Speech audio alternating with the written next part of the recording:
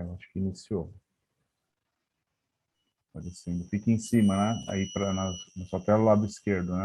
Para quem olha do lado esquerdo no alto. Isso. Uhum. Vou só mandar mensagem para a Alessandra, então a gente começa. Vou mandar no grupo mesmo.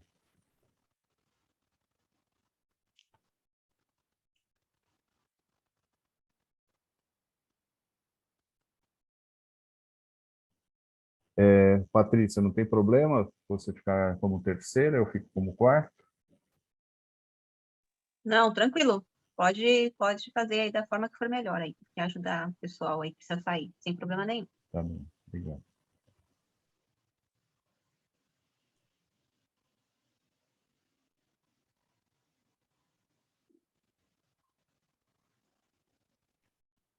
Bem, então, boa noite a todos. Obrigado pela presença. É um evento da ABA, Associação Brasileira dos Advogados. É um webinário sobre educação digital. Um momentinho, acho que a Alessandra está entrando.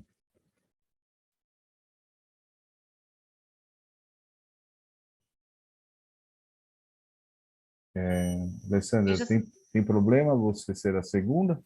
Não, tudo bem. Tá ótimo. Se ela quiser ser a primeira, pode ser. Não. Depois Pode eu ser a entro. segunda. Pode ser a segunda, tá tudo bem. Vai ser ótimo. Então, obrigado a todos pela presença. Vamos iniciar. Abre um monte de arquivos, o que a gente precisa não abre. Agora foi. Então, a primeira a falar hoje, nesse nosso evento, vai ser a Marta. O tema dela vai ser sobre educação digital com abordagem sistêmica. A Marta é mediadora e conciliadora, advogada, facilitadora familiar, organizacional e gestão de conflitos, formada pela Universidade de São Francisco, bacharel em economia pela Universidade de Mackenzie, e tem muitas mais outras coisas, mas ela pode incluir na fala dela, fique à vontade. Obrigado, Marta, com a palavra. Obrigada, Adriano. Boa noite a todos. É um prazer estar aqui. Vou trazer uma abordagem da educação sistêmica, educação digital na visão sistêmica, né? E aí eu quis trazer uma comparação um pouco sobre direito digital também, com direito sistêmico, quis trabalhar um pouco com essa conexão, porque são dois temas bem diferentes, né? Quando a gente fala sobre direito sistêmico, temos essa abordagem. Então, quando a gente fala de educação digital, a gente tem que pensar nessa era digital, né? Essa área digital, com o advento do surgimento da internet, ela trouxe reflexos importantes na nossa sociedade. A própria evolução da tecnologia, da informação, a conectividade entre as pessoas, principalmente aqui nesse grupo, nós estamos em cada um na sua casa ou no seu escritório, em estados, inclusive, diferentes. Então, a internet traz essa nova forma de se relacionar, tanto na esfera pública como privada. Então, essa comunicação toda, ela vem transpor barreiras, né? Ela simplesmente globaliza e se conecta às pessoas. E com isso, há muitos benefícios, como também transtornos surgiram com toda essa questão, né? Quando a gente fala da questão dos problemas, a gente tem muitas as abordagens de cyberbullying, que é o que a grande temática, né? Fake news, revenge pornô, crimes digitais, virtuais. Ao mesmo tempo, tudo que tem o seu lado bom tem essas problemáticas também, né? Então, com base nisso, a gente tem, com base da própria conectividade da internet, nós temos muitas informações que são coletadas, informações que são transformadas em dados, e esses dados que circulam nesse ambiente virtual. E quando a gente quando a gente percebe que nessa sociedade de informação, que ela é marcada pelo desenvolvimento social e econômico, que traz tudo isso para a gente dar uma observada, há uma necessidade E aqui eu entro muito com a Lei de Proteção de Dados, que eu gosto muito de falar, porque a gente traz uma abordagem muito legal em cima disso para a educação digital como um todo, que a Lei de Proteção de Dados, ela veio com um desafio muito interessante, né? Ela veio com uma necessidade de resgatar e repactuar as relações dos indivíduos e das organizações. Isso é muito interessante, porque traz os indivíduos nessa sociedade digital para um outro lugar, porque nós temos muitas informações estando à disposição.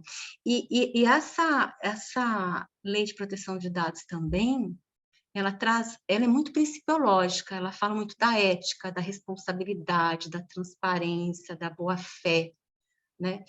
E tudo isso traz a importância também. Então, com isso, você tem uma necessidade, se você olhar para esses princípios, dessa educação digital, que é super importante para ser avaliada entre o indivíduo e as relações que também são com as empresas, né? Que essa repactuação que eu olho muito para esse lugar da educação digital é muito para esse olhar da dignidade humana. Então, quando a gente tem as nossas informações, elas estarem de uma forma disponível, e você vê uma legislação que a gente possui, que ela vai muito além, ela vem repactuar esses valores, não que a Lei de Proteção dos Dados foi a única, a gente tem o Marco Civil da Internet, nós temos a Constituição, mas a Lei de Proteção de Dados, ela vem com outro olhar, de proteger mesmo, né? E também isso faz as pessoas e as empresas colocarem-se no lugar do indivíduo, nesse sentido de proteger os dados. Isso é uma educação digital inserida nesse meio econômico também. Então, até que ponto os dados de cada um podem ser utilizados de forma indevida? Isso também tem a relação que é o inverso de quem utiliza os dados que estão disponíveis para você que é indivíduo, né? E trabalhar com essa questão da privacidade, que é um dos princípios também que está nessa lei. Então, quando a gente traz esse olhar da proteção de dados, a gente olha para o direito digital como um todo, ele vem para regular ele é uma evolução do direito, vamos pensar assim.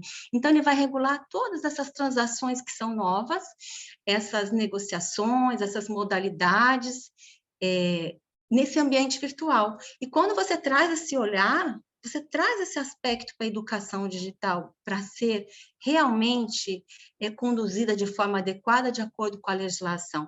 Então, quando a gente tem a educação digital como um ponto fundamental, a gente precisa trazer essa preocupação de como estar nesse ambiente virtual.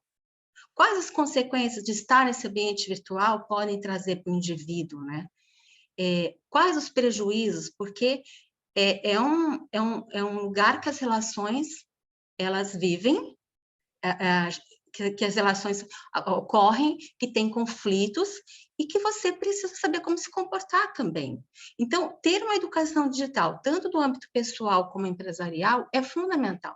Se você pensar do âmbito empresarial, você traz um grande problema de reputação, para o negócio. Se for para o âmbito pessoal, idem, dependendo como é que seus dados se encontram nesse lugar ou da forma como você se comporta também, né?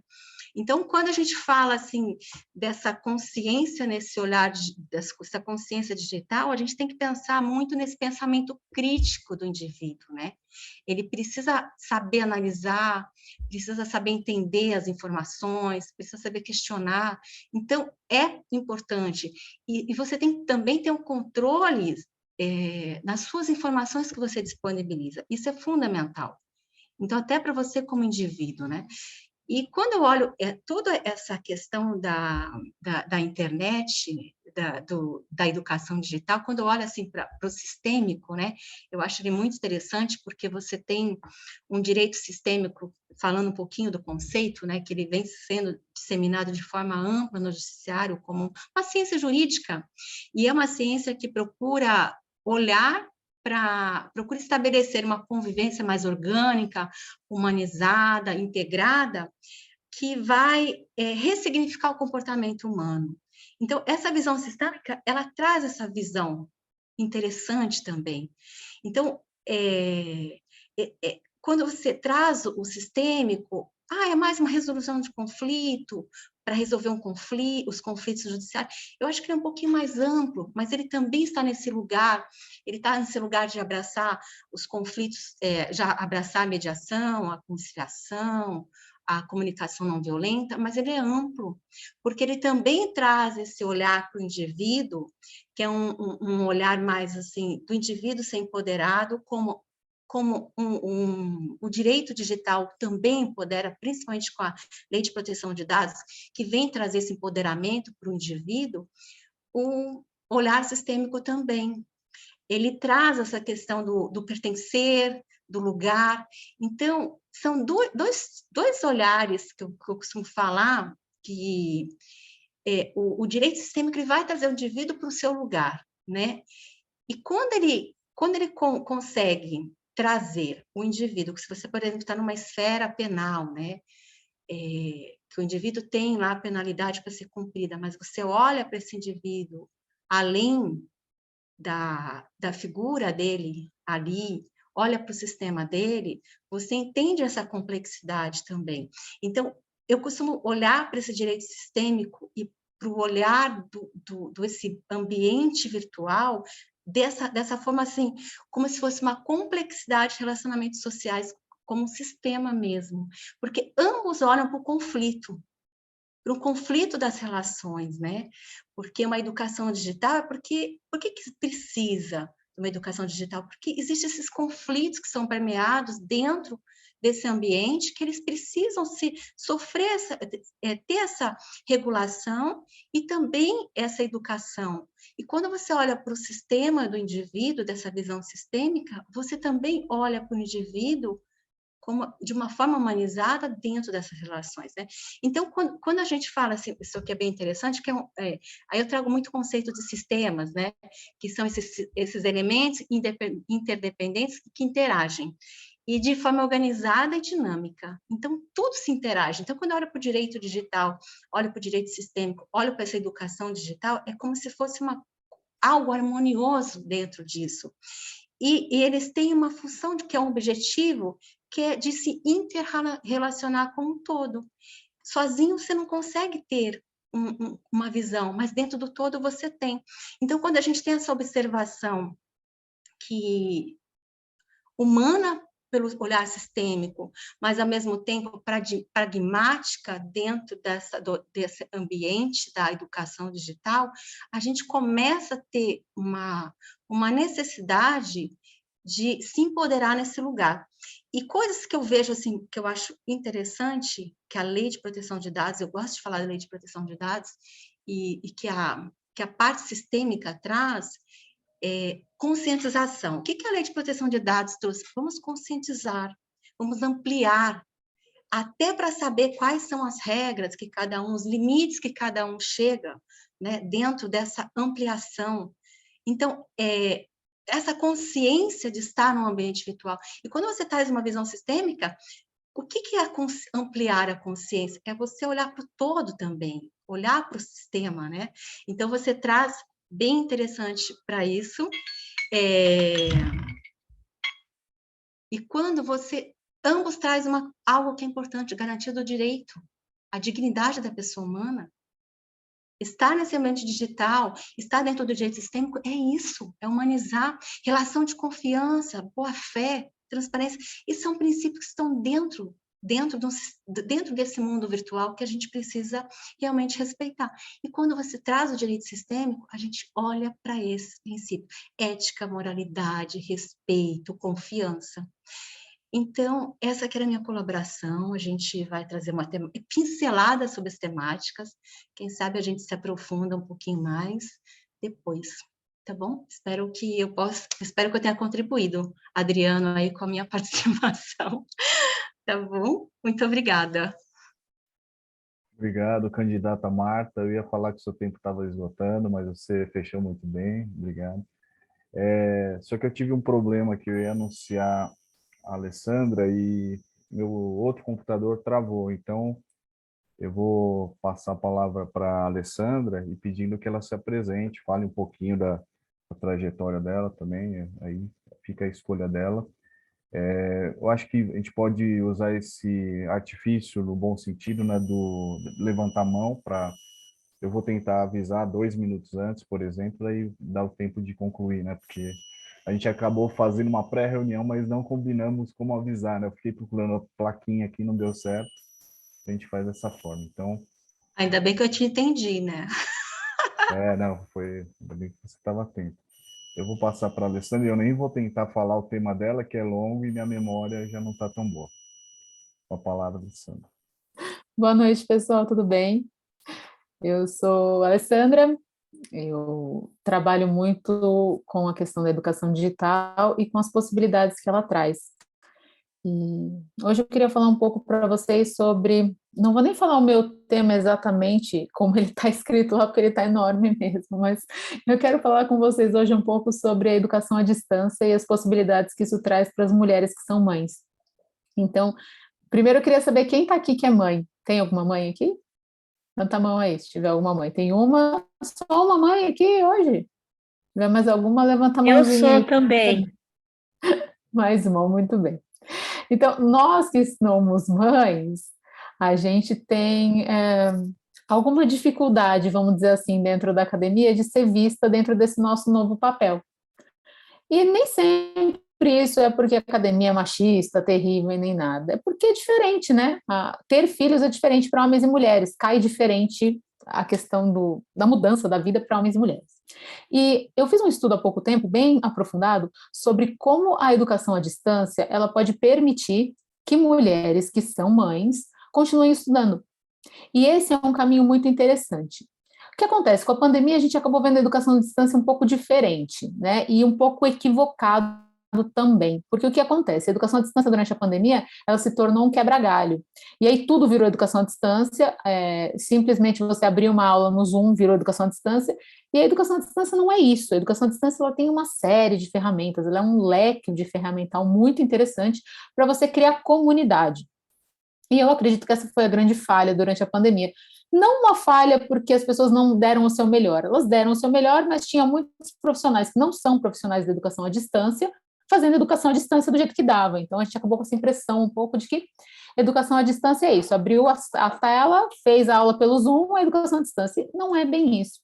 E por que é importante dizer que não é bem isso? Porque se fosse só isso, a gente realmente teria uma perda muito grande, principalmente na criação de vínculo. Porque uma das coisas mais importantes da educação, tanto de crianças quanto de adultos, é a criação de vínculo. É o network que você faz na universidade, é conhecer pessoas, é conversar com pessoas, é você estar com pessoas que compartilham o seu amor por aquele estudo, por aquela profissão, pelo que você está fazendo, pelo seu fazer profissional. E aí o que acontece? Quando a educação à distância é vista só como aula pelo Zoom, isso se perde. Porque isso se perde, né? A verdade é que, por exemplo, hoje, se nós estivéssemos sentados em uma sala presencialmente, o nível de interação evidentemente seria diferente. Primeiro porque ninguém pode fechar a câmera, né? Já começa por aí. Todo mundo tem que ficar ali olhando bonitinho. E segundo, porque, de uma maneira geral, a gente tem uma energia também, né? Então a gente se conecta, tá todo mundo junto e tal. Claro, aqui também tem um pouco disso, mas é diferente. Quando a gente fala de uma universidade, de um curso universitário inteiro, isso toma uma proporção muito grande.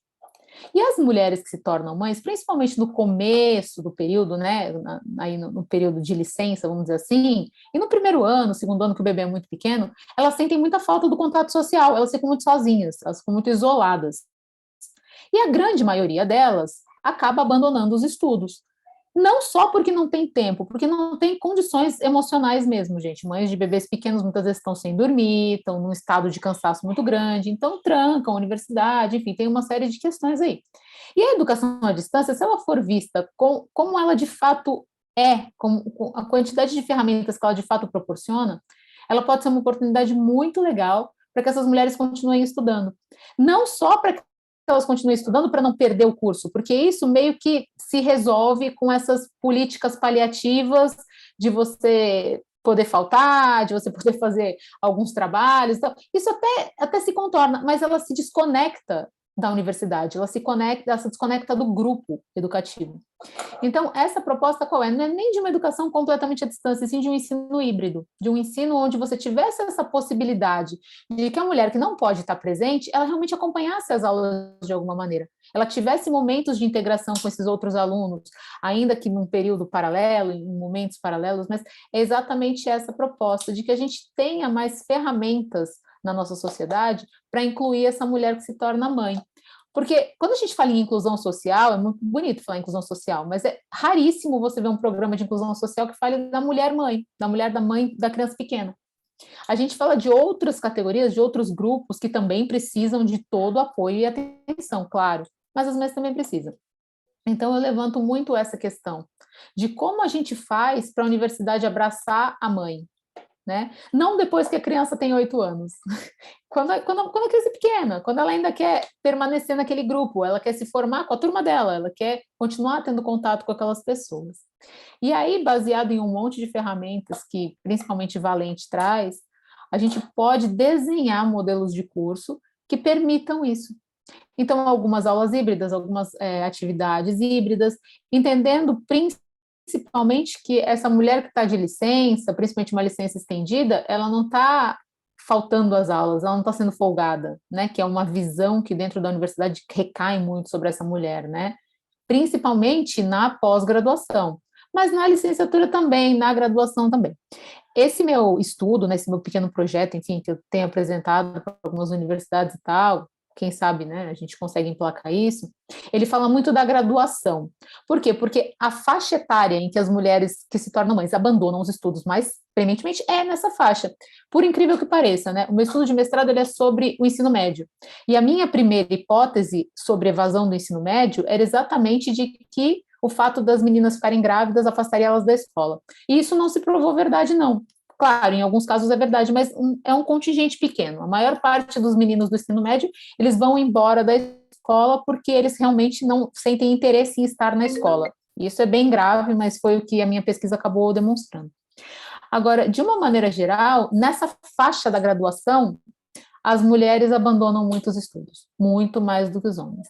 E depois, quando você olha para a pós-graduação, né, para o segmento da carreira acadêmica, quando você olha para o mestrado, doutorado, pós-doutorado, essa lacuna começa a ficar muito grande.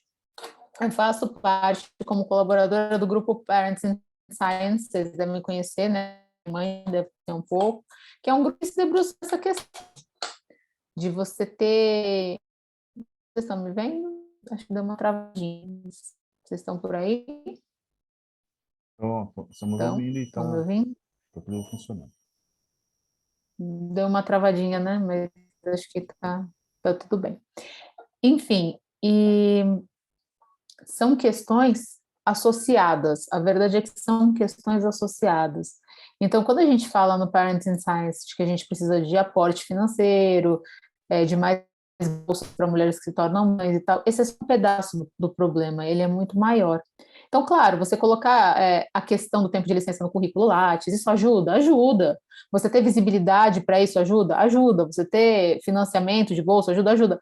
Mas a verdade é que tem que ter uma mudança de mindset, né? Tem que ter uma mudança de mentalidade mesmo. Entender que essa mulher que se afasta da universidade porque ela tem uma criança pequena, ela não está fazendo isso porque ela quer se afastar da universidade, ela está fazendo isso porque ela está sobrecarregada.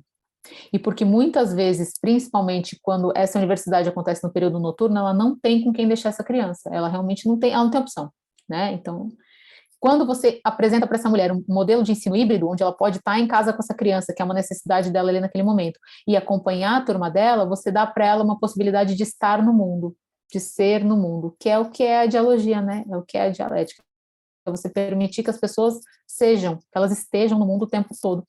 Então, a ideia geral é essa, é que a partir de programas híbridos, a gente permita que mulheres que se tornaram mães há pouco tempo e que têm essa demanda do bebê muito forte, consigam continuar participando do mundo delas, sendo quem elas são e diminuindo um pouco essa impressão que parece muito forte, pelo menos pela minha pesquisa ela ficou muito ressaltada, de que a mulher se desconecta muito de quem ela é, que é um pouco natural, porque é uma vida nova, né? A vida da maternidade é muito nova, mas ela não precisa se descolar de quem ela é academicamente, ela continua sendo quem ela é. Ela pode ter tempos diferentes, ela pode estar num momento de vida diferente, mas ela tem inclusive o direito de ser reconhecida dentro desse ambiente como ela é, né, e continua sendo. Então, de uma maneira geral, a ideia da minha pesquisa é essa, dessa pesquisa específica que eu estou trazendo para vocês hoje. Eu faço muitas pesquisas sobre educação à distância, tá? É um tema que realmente é muito importante para mim, e a educação digital, ela esbarra nisso com muita força. E a gente fala das crianças, e a gente fala de um monte de coisas que são importantes, mas eu realmente acho importante ressaltar esse público, porque ele é um público meio esquecido, e que precisa ser lembrado, porque é uma força motriz, né, da ciência. As mulheres são uma força muito forte da ciência, e as mulheres eventualmente se tornam mães, é do feminino, né? Então é uma discussão muito nossa, muito do feminino, com a participação, claro, dos homens também, porque nada nessa vida a gente faz separado, né? No fim das contas, tudo é junto, tudo é colaborativo, tudo é em grupo. Mas é uma fala muito pertinente. Se nós, mulheres, não nos debruçarmos sobre isso e não colocarmos essa questão ativa, né, para que as pessoas pensem nela e olhem para ela como ela realmente precisa ser olhada, ela acaba sumindo. E essas meninas vão sumindo e elas vão se afastando. E às vezes elas até se formam. Essa é a grande questão, tá? Mas elas dão esse feedback de que se formou, mas de que não pertencia mais ao grupo, de que já não sabia mais o que estava acontecendo, de que se formou porque fez os trabalhos, mas que na verdade não tinha mais contato, não foi nem na formatura, porque elas se sentem como se elas tivessem sido excluídas do grupo mesmo, né? E a ideia é essa, então, é que você tenha o ensino híbrido e a educação digital de uma maneira geral como uma ferramenta de acesso, né, de acesso à educação para as pessoas que eventualmente não podem estar lá, entendendo que o ensino híbrido ou à distância, a educação digital de uma maneira geral, não se resume a uma reunião de Zoom. Claro que temos no Zoom e no Google Meet e nas telas um grande caminho, um caminho muito interessante, mas é entender que existem muitas outras maneiras de fazer isso para além da teleaula, né, da aula online. Obrigada, pessoal. Acho que eu já passei do meu tempo. Se vocês tiverem alguma pergunta, estou aqui.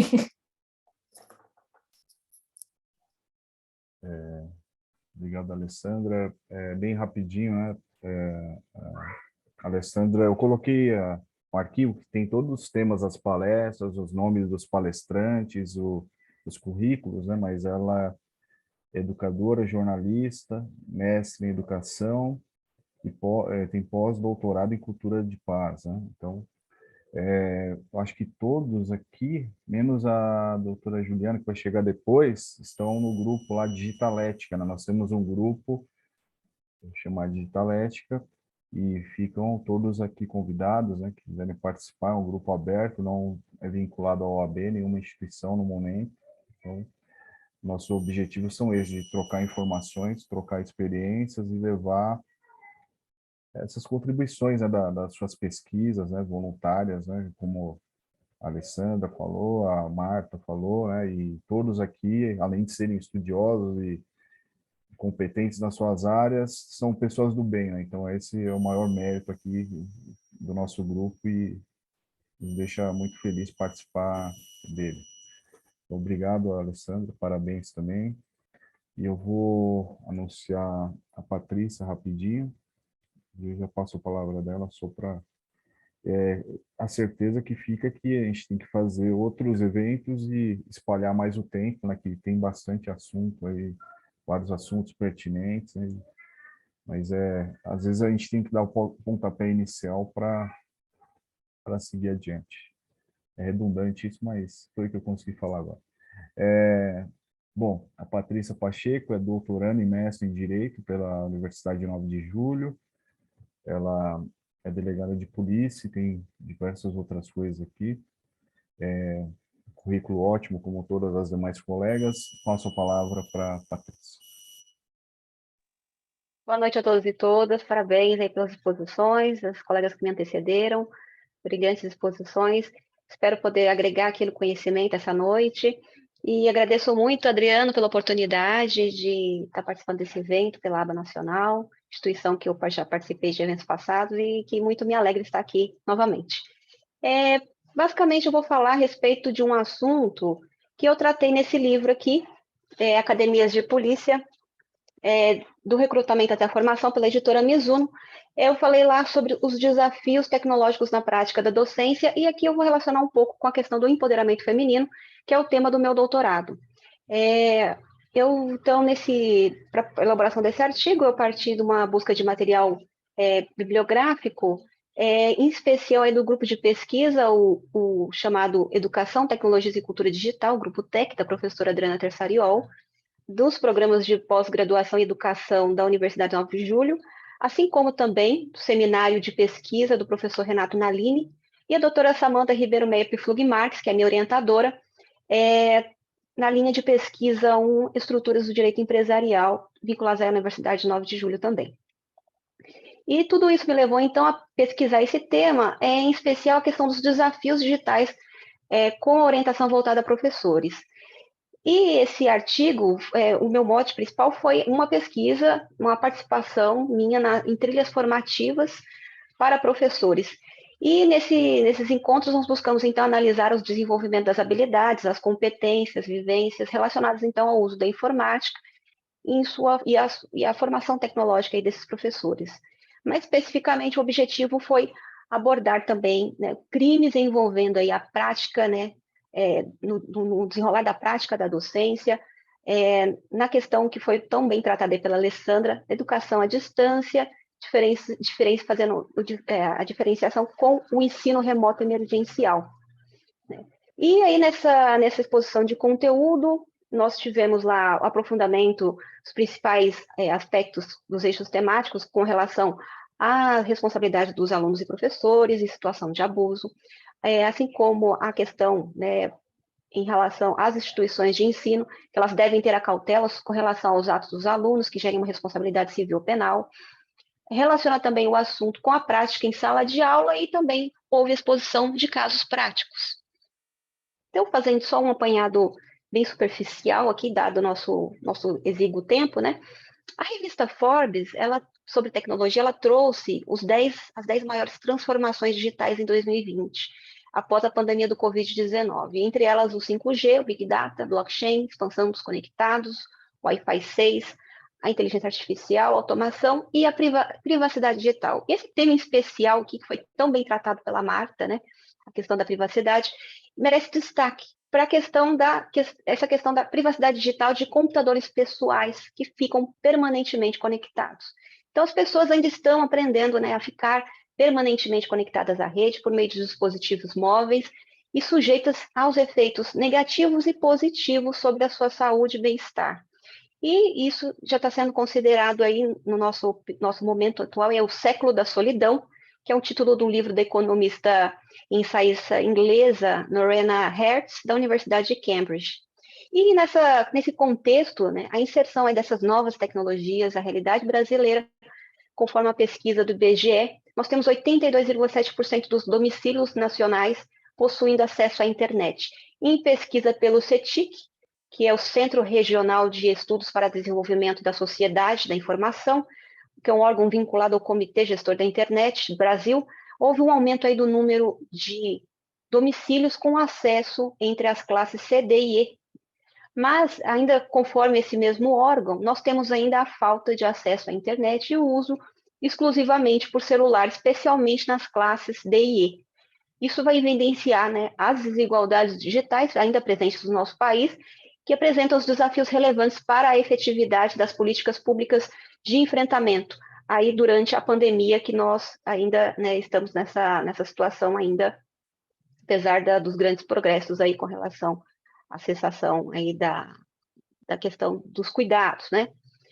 E a população infantil nesse contexto, né, em idade escolar, foram as famílias, né, famílias com a população infantil foram as famílias mais vulneráveis, e muitas delas sem acesso à internet também tiveram muitas dificuldades durante esse período de isolamento social. Então, a pandemia revelou aí de forma clara, ainda mais, né, as desigualdades no Brasil com relação a essa questão.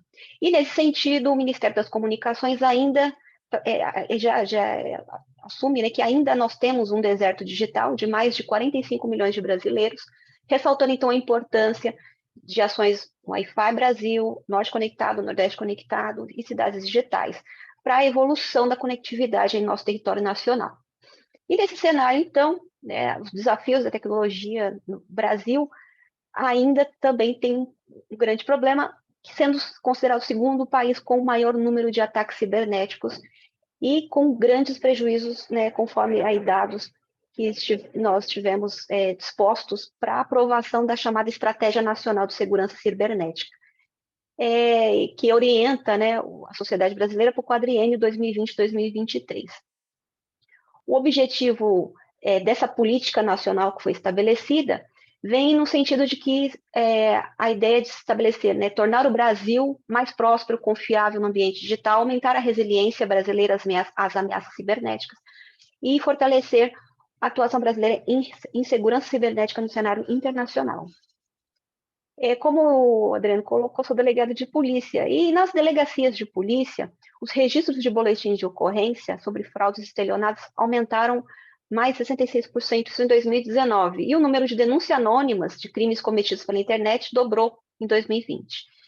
E ainda faltam estudos para se saber como está essa cifra negra, né, para esses crimes virtuais. E a resposta estatal a essas questões foi a ideia, né, de se ampliar aí a incidência do direito penal com a nova lei.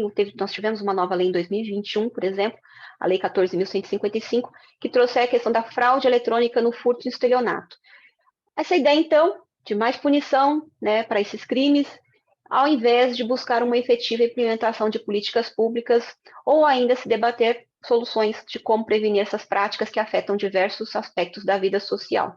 Então, dessa forma, nesse artigo, o que se propõe aí é estar presente mais ainda, né, a educação digital e midiática, a ideia da digital ética que o Adriano colocou, né, a questão que nós debatemos aí nesse grupo, que é muito importante, a questão da net etiqueta, e que nós temos que levar mais em conta, né, do que quanto mais pessoas, né, forem educadas digital e midiaticamente, menos ocorrências de golpes nós vamos ter e, consequentemente, menos utilização do sistema judicial e do sistema carcerário, já que a ideia, né, das novas leis vem nesse sentido de se promover aí o aumento, né, do tempo de reclusão e onerar ainda mais o sistema carcerário, que já está sobremaneira sobrecarregado.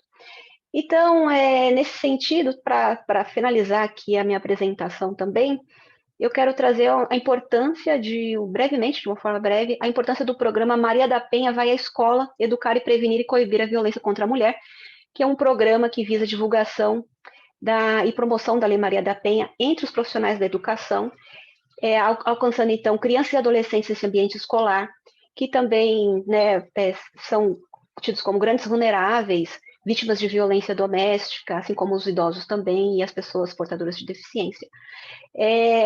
E eu apresentei, né, essa questão da Lei Maria da Penha Vai à Escola, eu apresentei numa oficina também, que foi promovida pelo Grupo TEC, Elas na Ciência e Tecnologias, Empoderamento e Saúde da Menina na Escola, que foi também uma das minhas pesquisas no campo acadêmico que eu realizei junto ao campo do Instituto Federal do Rio de Janeiro, num curso que eu faço de pós-graduação de docência tecnológica.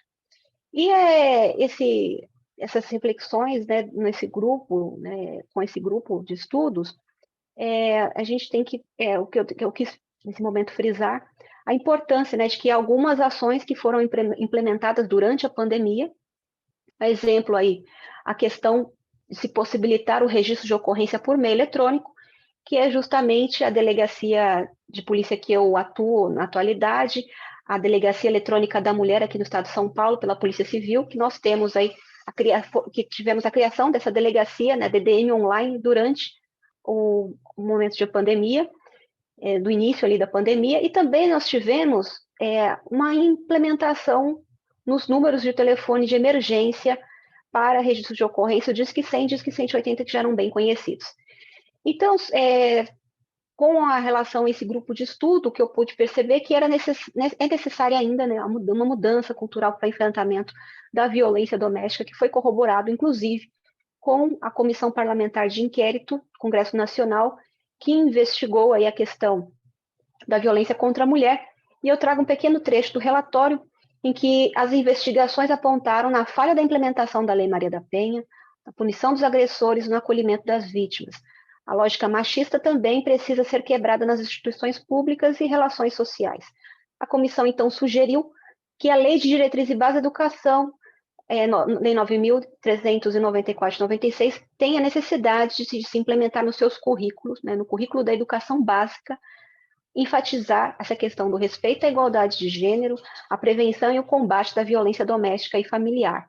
Então, indo nessa ideia de resgate da ética, de uma educação digital e midiática contra esse uso simbólico do direito penal, que também está presente aí com relação à Lei Maria da Penha, e a necessidade da imposição da ética pelas regras, direitos e deveres legais, e menos o populismo penal e o direito penal midiático. Com isso, eu encerro minha apresentação. Agradeço muito a oportunidade.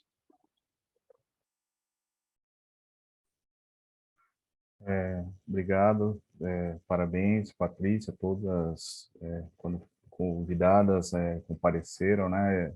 Quero dizer, concordaram em participar de imediato e vocês estão exercendo aí o poder de síntese, né? Que o tempo é curto realmente, então fica aberto aí para novas oportunidades para todos nós pensarmos em outras situações.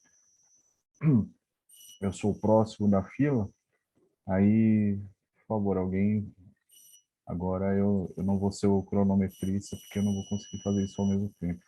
Alguém me dê um help aí, por gentileza. Bem, o meu tema é sobre superexposição e vigilância, desafios atuais. Eu acho que já falaram muito bem das partes educacionais, né, de alguns temas, a parte legal, né, e LGPD e etc. Eu vou, pelo apertado tempo, eu decidi fazer algumas colocações aqui, e especialmente enfrentando o estudo de casos, né, porque eu acho que tem uma pedagogia da gente conseguir guardar, né, essas experiências, esses assuntos e relembrar como funciona mais ou menos a situação, né? Aqui o público é predominantemente da área do direito, mas não necessariamente, né? Tem outros profissionais também. Então, primeiro, o que é superexposição, né?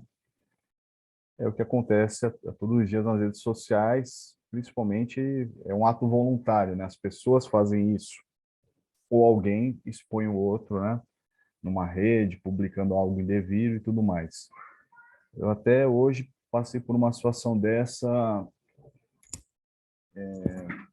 não fui eu, né? Mas num ambiente corporativo, uma pessoa foi exposta, assim, dentro de um grupo, porque geralmente vaza o vídeo, o áudio para fora, né? Na verdade, trouxeram para dentro alguém que não era da instituição falando mal da instituição.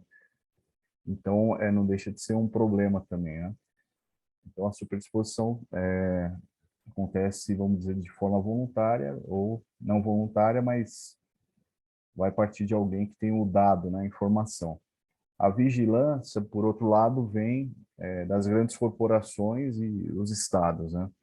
Então, o Facebook, que agora é o Meta, né? O WhatsApp, o Google, os navegadores, todos rastreiam nossos passos, né? Então, isso tudo fica documentado e tem uma simbiose, né, desses dados dos estados para as corporações, das corporações para os estados.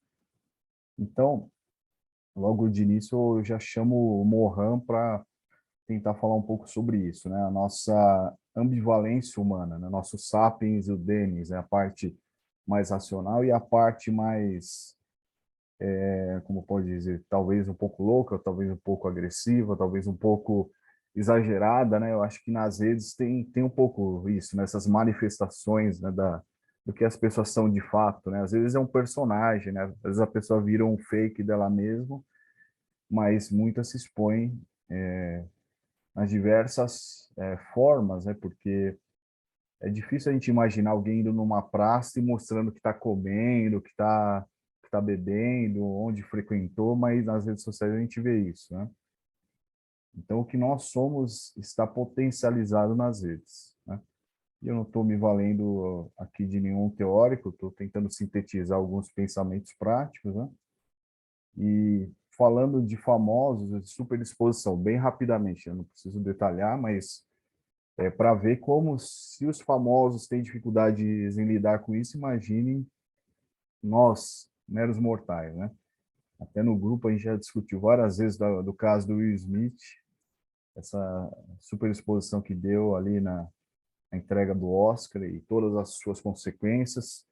Agora, mais recentemente, o Luva de Pedreiro disse que vai se aposentar, coisas do tipo, não sabemos se o motivo é contratual, né, ou promocional, mas de fato toda, porque a gente imagina, o cara tá rico, tá ganhando dinheiro, né, como se só isso o humano, né, o ser humano fosse só alimentado disso. Demi Lovato, né, eu não sou fã dela, mas eu achei o show dela no Rock in Rio muito bom. Logo depois, agora também já anunciou a aposentadoria, né, uma jovem artista. E casos, de um modo geral, né, não necessariamente famosos, que eu dei uma pincelada aqui para relembrar, agora, inicialmente, uma notícia, né? Nudes de crianças de 7 a 10 anos aumentaram mais de 360%. Então, até eu peguei uma notícia do nick.br, TICs, né? Eles fazem aquelas pesquisas do TIC 2021. A conexão cada vez mais tem aumentado das crianças e adolescentes, né? Então, muitos dos pais não estão observando, né? Para nós estamos aqui é meio óbvio, né? Mas a indicação de uso, né? Por exemplo, TikTok, se eu não me engano, e a maioria deles são 13 anos, a idade mínima, né? Então, que nós já falamos lá no grupo, os pais têm feito desses aplicativos e redes sociais de babás, deixam ali a criança e não estão sabendo o que está acontecendo, né? Então, com certeza, muitos problemas futuros aí de reputação e imagem essas crianças e adolescentes vão ter, ou problemas psicológicos, né? Eu até tecnicamente não sei se está certo falar problemas psicológicos, que hoje minha professora falou algo desse tipo. Incidentes acontecem a todo momento. Teve um incidente que uma criança, 2 ou 3 anos, gravou a mãe tomando banho, né, e fez uma transmissão ao vivo. Então, essa educação digital é necessária, porque essa exposição vai acontecer, né, queiramos ou não, né, se não tivermos essa educação para minimizar danos ou minimizar riscos. Tem um efeito chamado efeito Streisand, é Barbara Streisand, né, se não me engano o nome dela. O imóvel dela foi mencionado ali numa cidade e ela não gostou daquilo e foi reclamar e foi para a via judicial. Então acontece isso às vezes, numa situação de exposição ou superexposição, o fato de você pleitear na justiça ou levar isso ao foco da mídia acaba virando um problema maior do que era, né? Talvez se ela tivesse ciente daquela situação, não tivesse feito alarde, não teria chamado tanta atenção da mídia, né? Então virou até um termo, feito Streisand. Quem não lembra daquela menina chamada Jéssica, né, que apanhou na porta da escola, filmaram, aí ela fala para a agressora, né? Já terminou, Jéssica? Na verdade, a que bateu que era a Jéssica, né? Ela virou meme até hoje, isso corre. A menina, eu vi uma reportagem recente, ela ficou doente, evasão escolar, né? Então, quando há um incidente desse, a gente não sabe as consequências, né? Até onde vão parar. Aqui perto da onde eu moro tem uma padaria, até eu já contei isso algumas vezes, filmaram a menina e falaram que ela parecia o goleiro Cássio, né? A menina ficou arrasada, teve que fazer tratamento psicológico, né? A empresa deu um suporte para ela. Outro caso de superexposição, né? O médico brasileiro que fez piadas, falando não vou dizer piadas, né? Mas ofendeu a moça em outro país, eu não lembro, foi nos Emirados Árabes, fez perguntas sexistas, né? Os amigos na Rússia que fizeram algum vídeo, às vezes para mandar no grupinho do WhatsApp, vazou para o mundo, né? Piadas sexistas, teve consequências, né, no retorno, consequências do trabalho, consequências dos relacionamentos e tudo mais. Teve um caso aqui é um caso de superexposição voluntária, né? O menino fez vídeo insinuando que estava beijando o outro, ele era o filho de uma cantora, né? Agora eu não lembro a banda Aviões do Forró, alguma coisa do tipo. E a, a, a perseguição foi tão grande, o menino cometeu suicídio, né? Não suportou. Então, às vezes, as pessoas acham que a publicação vai ter uma consequência favorável, né? Vai ter um impulsionamento, ou vai ganhar algum dinheiro, ou vai ganhar uma fama, e nem sempre é isso que acontece, infelizmente, né? Sobre vigilância, eu indico, quem não assistiu ainda o documentário da Netflix, Código de Bias. Só que eu fiquei um pouco na dúvida após esse documentário, falando com o Cleorbit, né, que trouxemos na OAB para uma palestra, e o outro colega, né, especialista nessa parte de inteligência artificial, às vezes está sendo interpretado que há um preconceito ali no algoritmo, mas não necessariamente. Às vezes é uma questão de limitação técnica. É claro que a gente tem que ficar atento, né, porque tem várias formas de alimentar o algoritmo ali, né? Bases reais, bases simuladas, e de fato, se você pegar uma base de dados só brancos, de fato, isso vai gerar um preconceito lá na frente, né? Mas talvez no documentário isso foi colocado em xeque, né? E tem que ser apurado, e de fato suspenderam esses reconhecimentos faciais nas ruas, mas meu colega falou que tem um problema de luminância, né? Às vezes do, do sensor ali que vai alimentar o algoritmo. Cambridge Analytica, né? Todo mundo já ouviu falar do escândalo que teve lá nos Estados Unidos, então isso pode impactar as eleições aqui no Brasil. Há uma força-tarefa para acompanhar tudo isso. O caso Marielle, né? Teve um pedido no STJ, se eu não me engano, para quebrar o sigilo num raio de 1,5 km, se eu não estiver enganado, para tentar identificar os malfeitores, mas foi colocado como valor maior que aquilo violaria a intimidade e a privacidade de um grupo enorme, né? Eu acho que, até onde acompanhei, isso foi barrado no STJ sob esse argumento. O Ministério da Economia está querendo vender os dados, nossos dados, para os bancos, né? E isso está sendo apurado, até foi o Cleorbit que falou na palestra. Recentemente, um decreto do Bolsonaro que quer fazer um cadastro único. Eu lembro que isso já é tratado há uns 10, 20 anos, né? Um temor desse cadastro único, e, de fato, ele é muito nocivo porque a gente não sabe quais as consequências, né? Como ele vai ser utilizado, se vai ter uso mercantil ou não, e as questões de segurança também. Eu já finalizo, né? O tempo acho que até já foi. Agradeço a todos, né? E finalizo fazendo reflexões, assim, a tecnologia é boa, né? No mais das vezes, só que temos que fazer o uso de forma crítica, né? Pensando os prós e os contras sempre. Invoco o Mohan novamente, pensando o uso, né? Como indivíduo, sociedade e espécie, né? Então, esse novo pacto social, nesse novo contrato social, a gente tem que sempre pensar e confirmar que a tecnologia é instrumental das nossas vidas, né? Não o contrário, né? A partir do momento que a gente perceber que nós estamos instrumentando a tecnologia, tem que parar e repensar tudo. Então, a digitalética é fundamental, né? Nosso grupo leva essa máxima adiante. E Mohan fala também ciência com consciência, né? Tem um livro sobre isso, ou pelo menos algum tópico, e ele fala também do conhecimento pertinente, né? Não adianta a gente apenas saber a ciência, né? Se a ciência não for usada para o bem, de forma ética, de forma humanizada, ela também está saindo do caminho. Então é isso, obrigado.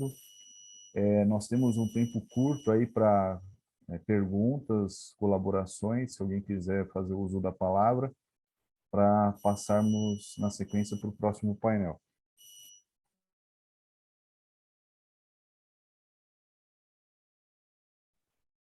Reforçando ali os comentários que a gente estava fazendo, escrevendo, o pessoal falando dos perfis de crianças que hoje em dia os pais estão colocando nas redes sociais. Alguns falam que é justamente para compartilhar com a família, para compartilhar com os amigos, só que eu encontrei vários perfis assim públicos. Então, assim, eu acho que tem que ter um cuidado do que você está publicando, porque uma pessoa maldosa, na hora que olha ali, ela pode fazer várias coisas. Eu, como não tenho interesse nenhum, eu consegui saber o que a criança come, onde ela estuda, a vida dela. Então, assim, tem que ter esse cuidado maior dos pais, essa questão dessas publicações, né? Era só isso aí que eu queria comentar. Não, tá ótimo, é perfeito, é isso mesmo. Eu só estou vendo aqui que tem uma pessoa pedindo para entrar na sala, eu estou mandando o convite. O que acontece? Há discussões, né, sobre essa questão da vigilância nas escolas, né? Aqui no Brasil teve uma questão de usar reconhecimento facial para presença, reconhecimento facial para pagar o lanche, né? E lá nos Estados Unidos foi até travado isso também, barrado. Eu até não tinha me ligado quanto a isso, tem a ver com o documentário, né? Que eu acho que foi talvez no mesmo período. Isso para crianças pode ser muito mais nocivo, né? Os riscos ainda não são muito avaliados, porque uma questão de cyberbullying e até a questão de controle mesmo, né? O Estado ter nas nossas informações assim, todo instante, né? Até a questão também já tem discussões sobre nossa, no que fala, a nossa digital e a íris, como que é o nome desses dados? Eu esqueci o nome desses dados. Enfim, isso, exato, dados biométricos e a captura de dados biométricos, inclusive de postura, né, e várias outras coisas. Então, há riscos aí, de fato, econômicos, né, também de, por exemplo, a captura do dado biométrico aí da pessoa no carro. Vamos imaginar que o carro faz isso.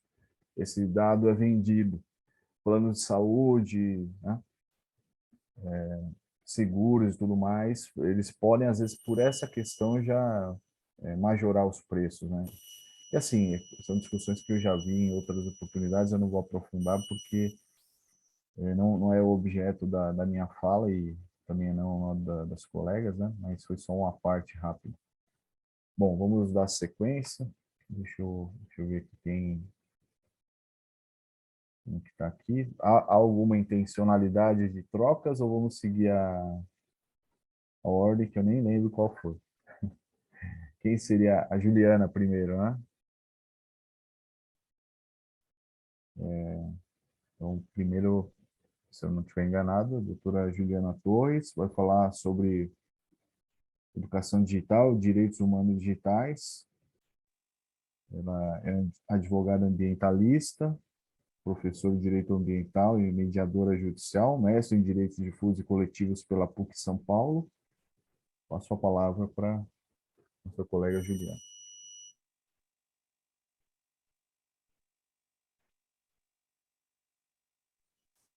E o microfone está fechado, não estou ouvindo.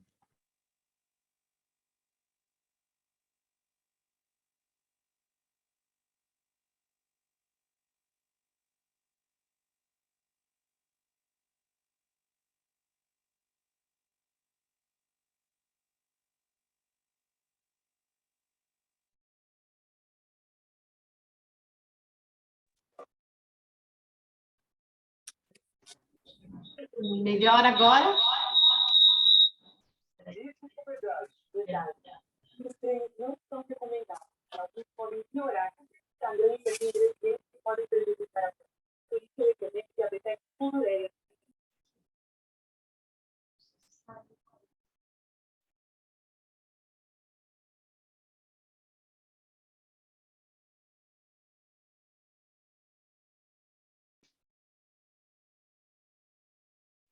Consegue me ouvir agora melhor? Agora sim. Então, tá. Boa noite a todos e a todas. Muito obrigada pelo convite. Fico muito feliz, muito contente. Espero poder estar à altura do que vocês estão buscando né, nessa noite. Eu vou fazer minha descrição visual, não sei se é necessário para alguém que talvez seja um portador de deficiência visual. Eu sou uma mulher branca, cabelos castanhos, estou com cachecol bege, um casaco bege, atrás de mim tem um armário branco, uma cadeira branca. E, como a doutora Adriana contou, eu sou professora de Direito Ambiental. O tema ambiental, o tema ESG, sou diretora do Instituto Brasileiro de ESG, ele está em voga, né? Não sei se felizmente ou infelizmente, por conta de toda essa poluição que a gente enfrenta no mundo. E quando a gente fala de ambiente, a gente fala de ambiente digital. O ambiente digital também é um ambiente. Por isso, está inserido em toda essa proteção da nossa Constituição, da nossa lei maior. Mas, falando de ambiente digital, eu apenas vou ter que repetir, vou ter que falar para os meus colegas, olha, é tudo que a gente já falou até agora. Temos, como identificamos até agora, muitos problemas.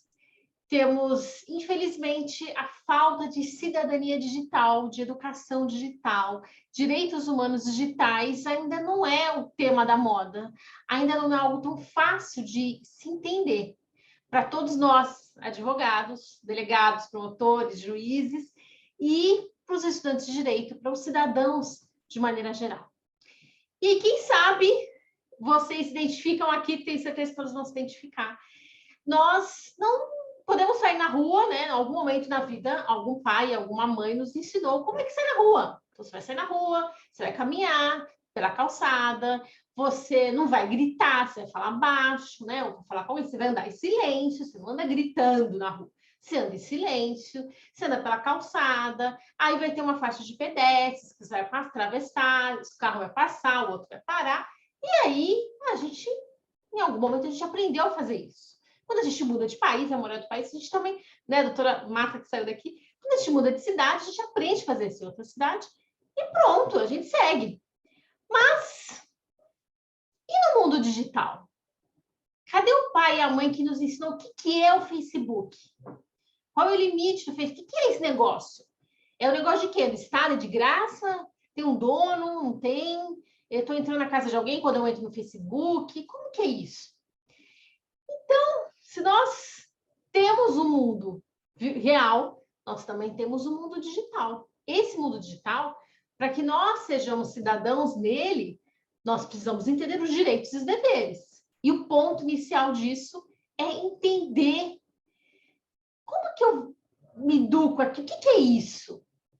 Então, a partir desse problema, a partir dessa identificação, a gente precisa buscar soluções. Precisamos aí fazer um passo a passo para a gente poder respirar melhor, para a gente não ficar nessa angústia, nesse dilema aí, nessa saúde mental tão comprometida, como a doutora Adriana estava falando.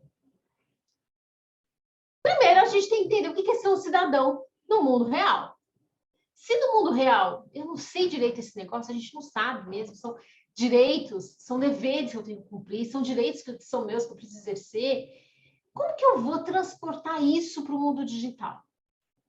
Da mesma maneira que você vive no mundo real. O mundo digital, ele vai ter uma rua, alguém vai te ensinar como andar por essa rua. Né? A internet é uma grande avenida, como é que eu ando nela?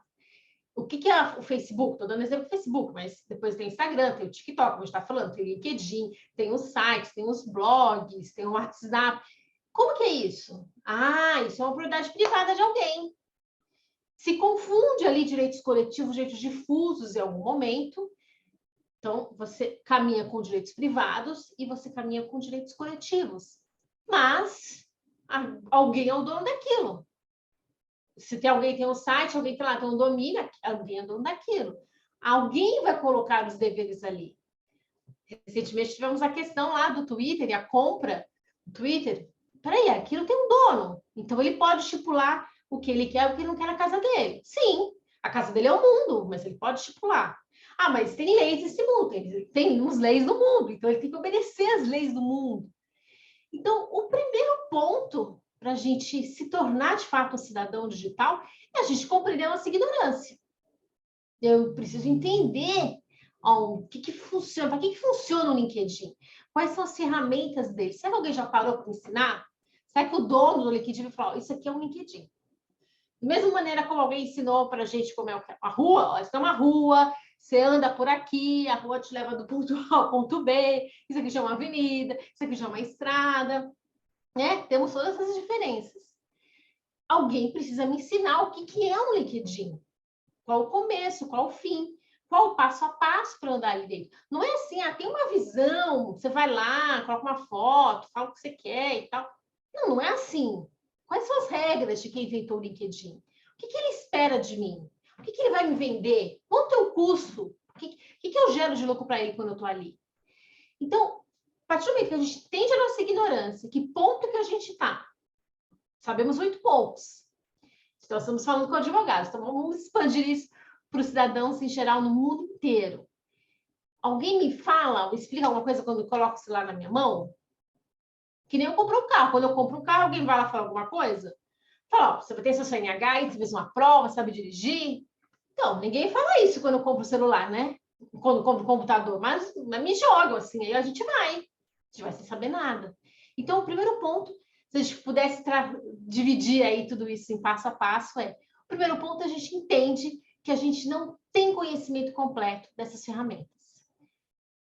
E que, portanto, transportar todos os nossos direitos, nossos deveres para esse mundo digital, quando a gente nem sabe direito o que é esse negócio, fica muito difícil.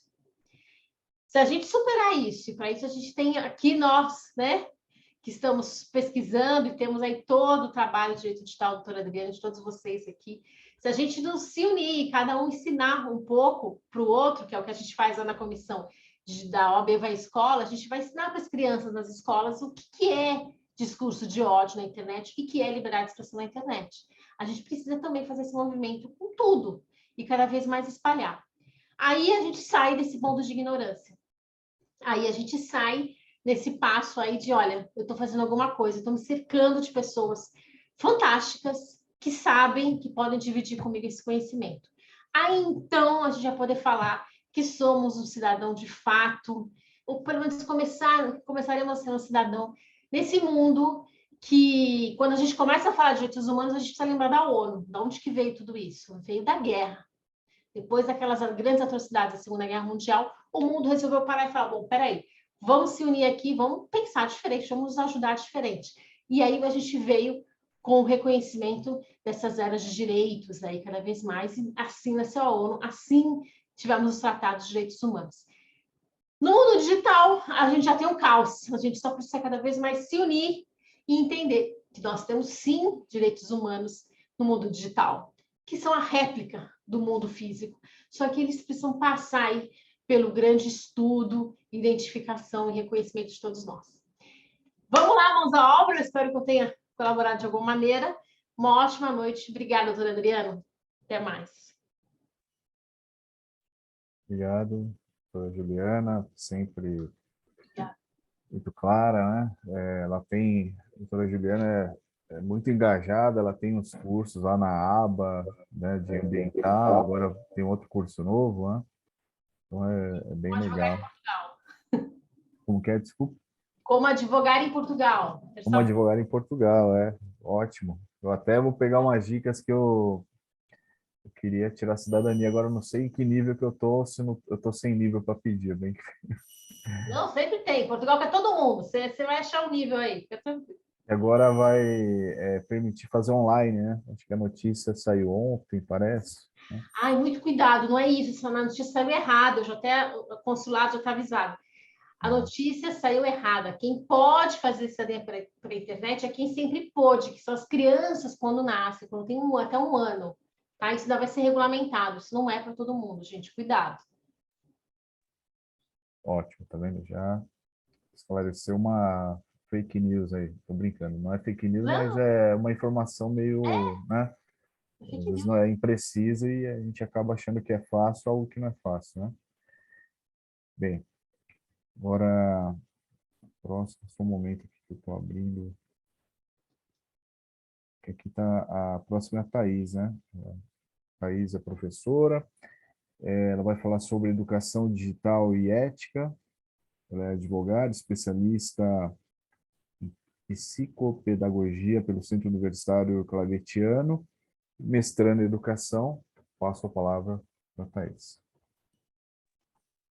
Boa noite, mais uma vez eu agradeço o convite da ABA, na presença do digníssimo doutor Adriano, e ouvindo todos vocês falarem, eu vou iniciar minha fala aqui trazendo um pouquinho do Mário Sérgio Cortella, que é um filósofo da nossa atualidade, e que ele traz um pouquinho sobre o conceito de ética, né? Que ética é o conjunto de princípios e de valores que nós temos para nortear uma coletividade, para nortear uma sociedade. E a doutora Juliana falou muito bem agora, né? Nós não temos isso ainda no mundo digital. Nós não temos essa questão da ética muito bem definida, muito bem delineada. Nós temos educação, né? Que a educação ela se entende por um método de desenvolvimento do ser humano em todas as suas áreas, a física, a psicológica, a motora, a intelectual, mas e a digital? Até pouco tempo atrás, nós falávamos em dois tipos de educação, a educação formal e a educação informal. Nós falamos da educação dentro da escola e da educação que a gente recebia fora da escola. E hoje a gente tem uma educação que precisa ser urgentemente ensinada para essas crianças, que é a educação digital. E essa educação digital não é simplesmente saber dominar os recursos tecnológicos, os recursos digitais. Não é saber dominar um computador, um tablet, um celular ou fazer uso das redes sociais. É fazer o bom uso dessas redes. É saber até onde você pode ir. É até onde o seu limite, o seu respeito não invade a privacidade, o limite e o respeito do outro.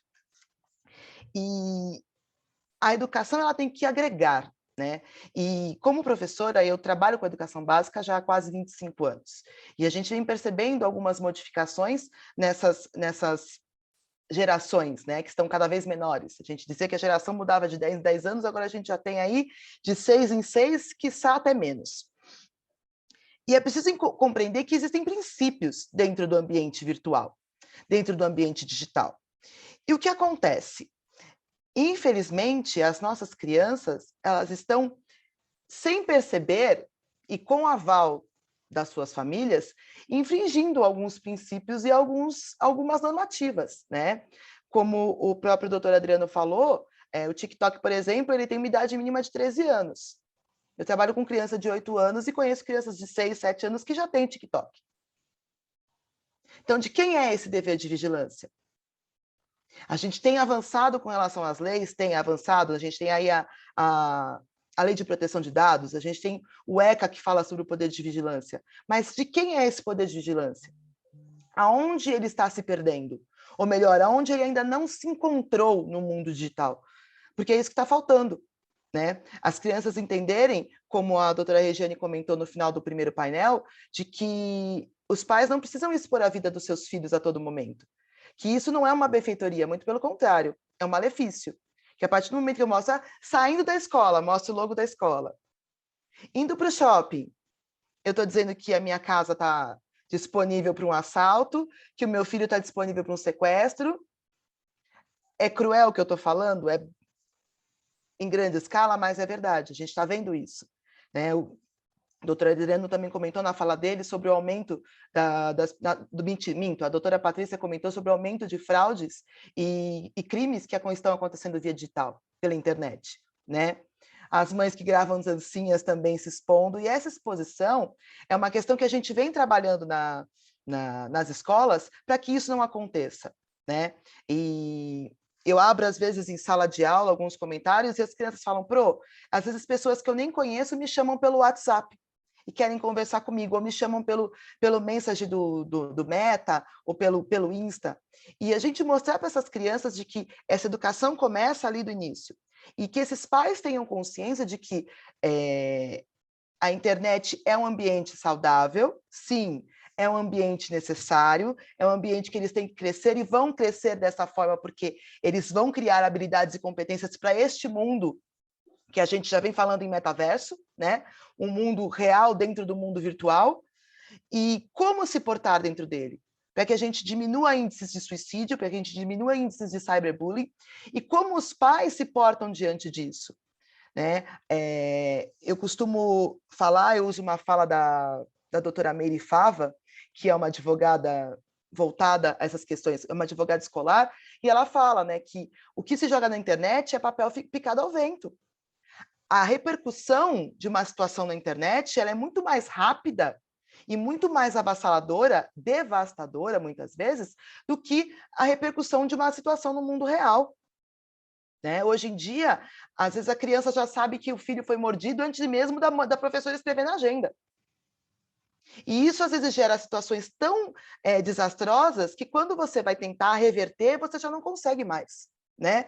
E aí a gente traz aqui para um pouco até da questão dos crimes sexuais. A gente teve aí a Lei Carolina Dickmann, que foi implantada por uma questão de fotos que saíram e que ela tentou resgatar e não conseguiu. A gente tem uma situação que eu costumo até comentar, o caso de uma grande apresentadora de anos atrás, que fez filmes adultos, e que ela retirou todos esses filmes da praça, mas mesmo assim ele continuou rodando, porque a internet tem um poder de propagação das coisas muito rápido, né? É igual fogo e mata, demora muito, é muito rápido para acontecer e demora muito tempo, e eu ouso a dizer que a gente não consegue tirar o que cai na internet, porque sempre tem alguém que consegue ter uma informação dessa guardada na manga.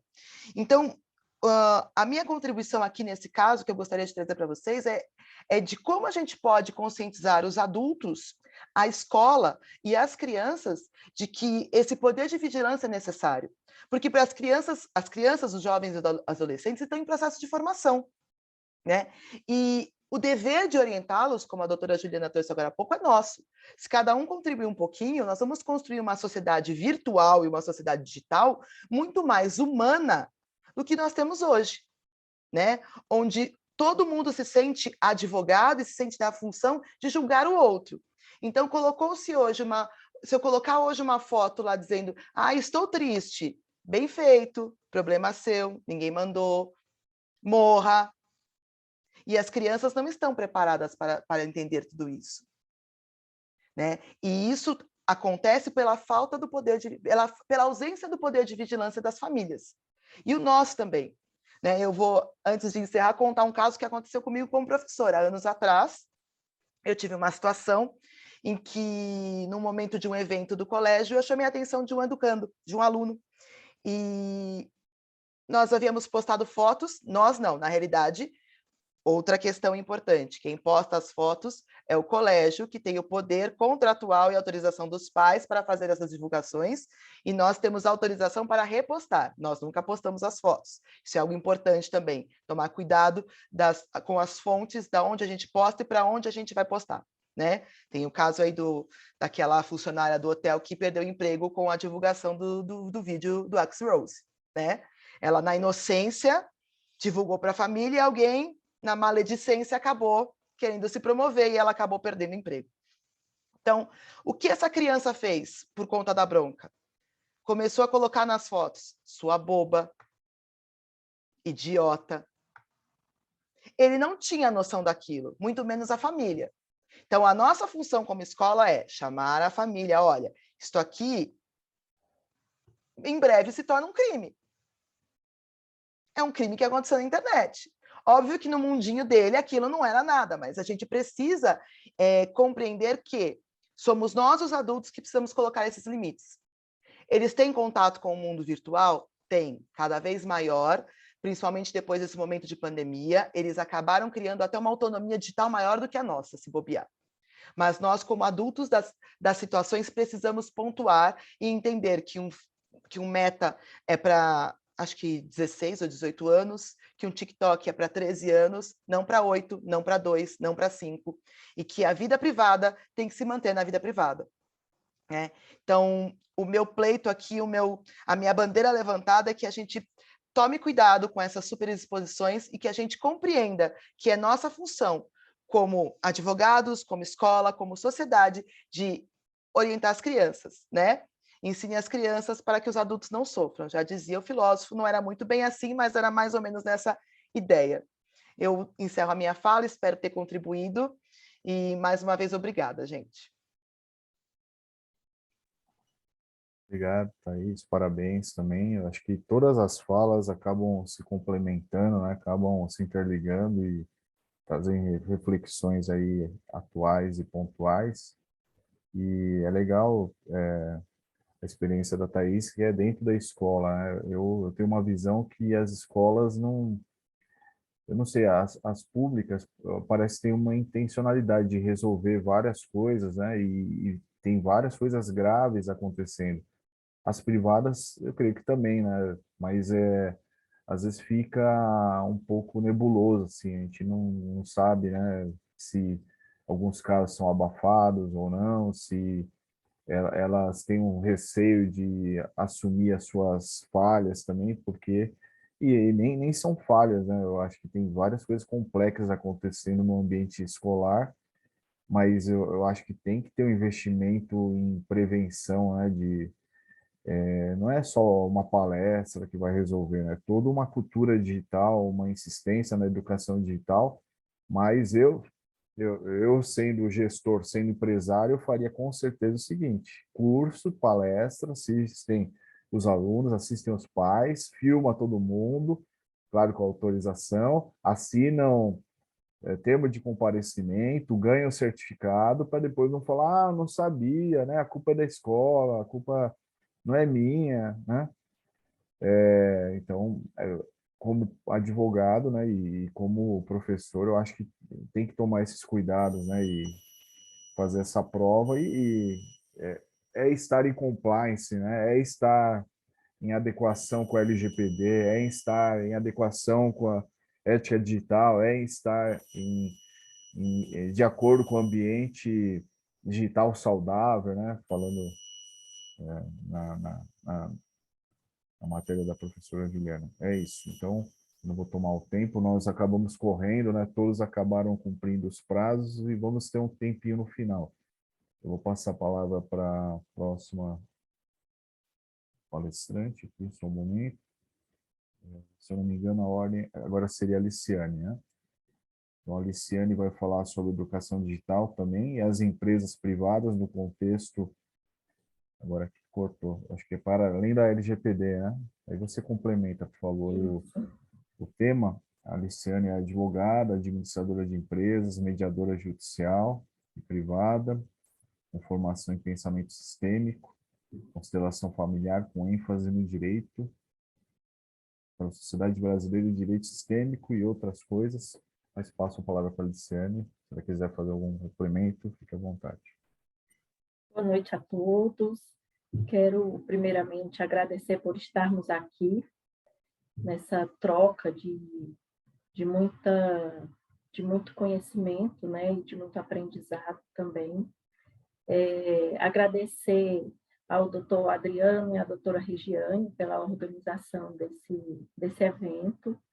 E eu trouxe um tema amplo, mas eu vou trazer esse tema sob a forma de alguns pontos, para depois trazer algumas reflexões sobre o tema.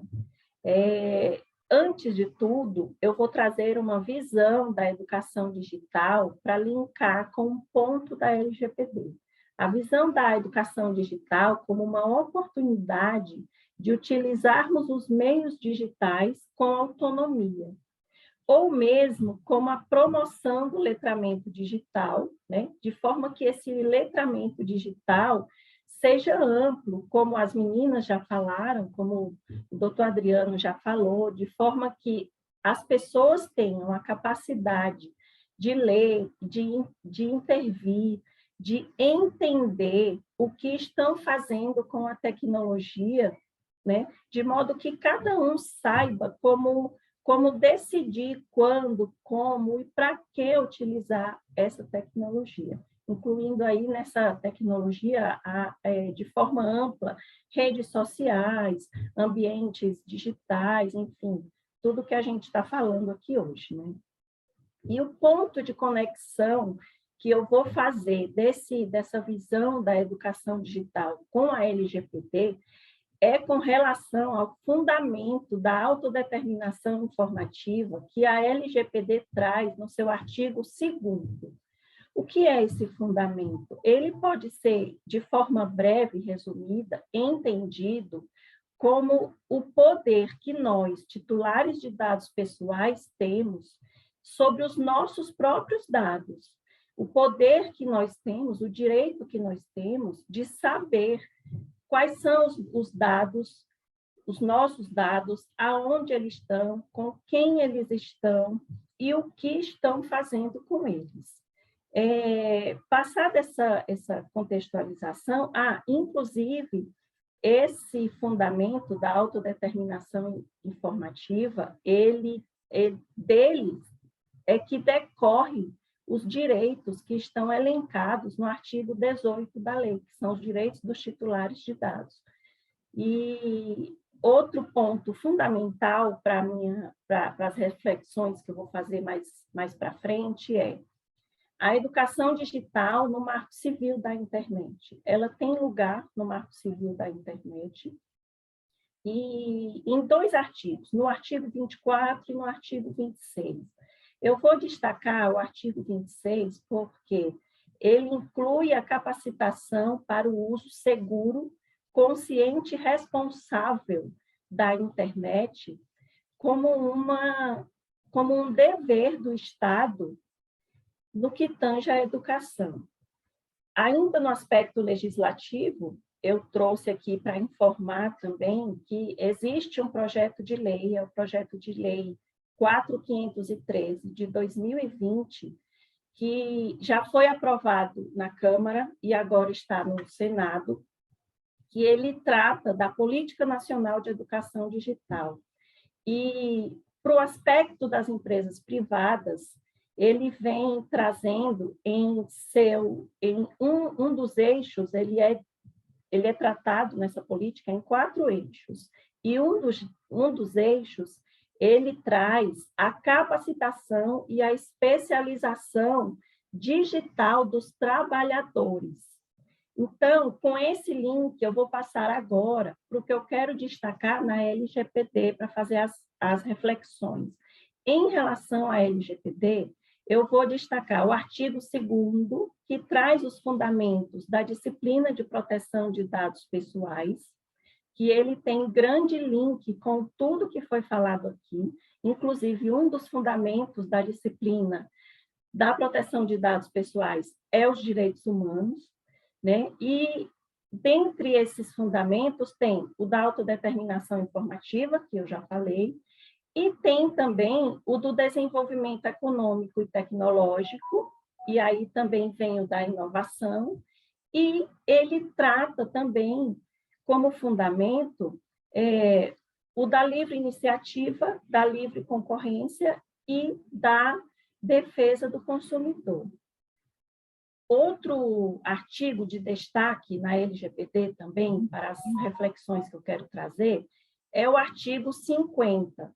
De forma resumida, porque o artigo é grande, eu vou extrair que esse artigo, ele dispõe que os agentes de tratamento de dados, ou seja, aqui quando eu falar em agentes de tratamento, pode considerar que são as empresas, aqui no nosso contexto.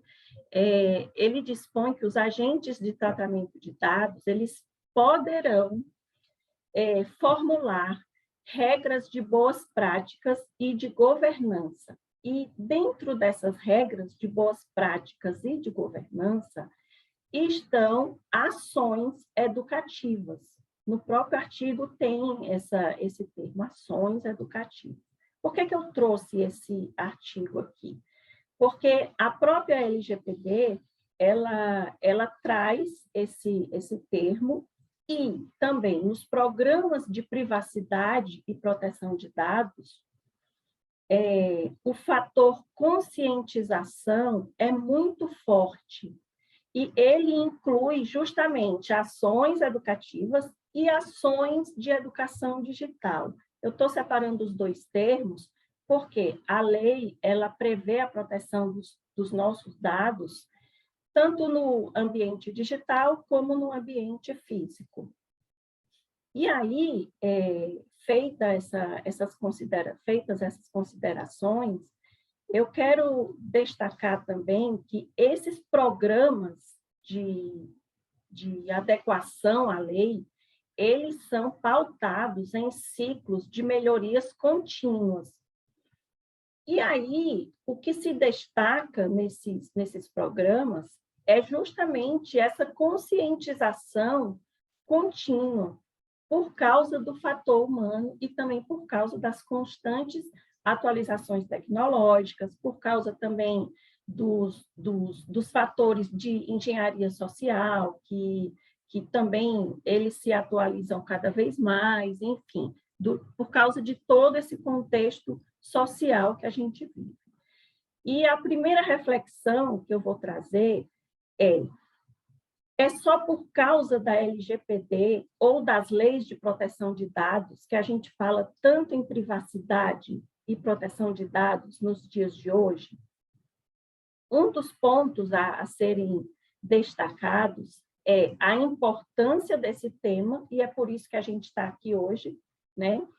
É a evolução desse tema, que, como a doutora Juliana muito bem falou, ele vem lá desde a guerra, e também, o que eu não posso deixar de falar e considerar e incluir em todo esse aspecto, em toda essa visão, é a visão das empresas em relação à LGPD, em relação à privacidade, em relação à proteção de dados. Porque as empresas, em sua grande maioria, elas ainda não entenderam o poder que a LGPD tem, que essas leis de proteção de dados, que elas possuem no nosso contexto atual. Elas não entenderam, elas estão considerando que a adequação à lei, que o cumprimento da lei é simplesmente adequar contratos, ou que é simplesmente dizer que, não, eu já adoto o consentimento, então eu já estou adequado. Ou seja, é simplesmente fazer ações que maqueiem uma sanção, né? Porque o aspecto da sanção da lei ele também é muito forte. A segunda reflexão é que já há estudos de empresas de tecnologia. Um exemplo é o relatório da Cisco, ele é de 2020, mas ele é muito válido para o nosso contexto, porque ele destaca, esse estudo destaca, que as empresas que estão investindo em privacidade já colhem bons frutos. Um desses frutos é a atratividade em relação ao mercado investidor. Outro é o desenvolvimento de confiança em relação aos clientes, no aspecto mais voltado para o lado interno da empresa. É em relação à melhoria e à otimização de processos. E, por fim, e o lógico, né, é a redução do número de violações de dados pessoais.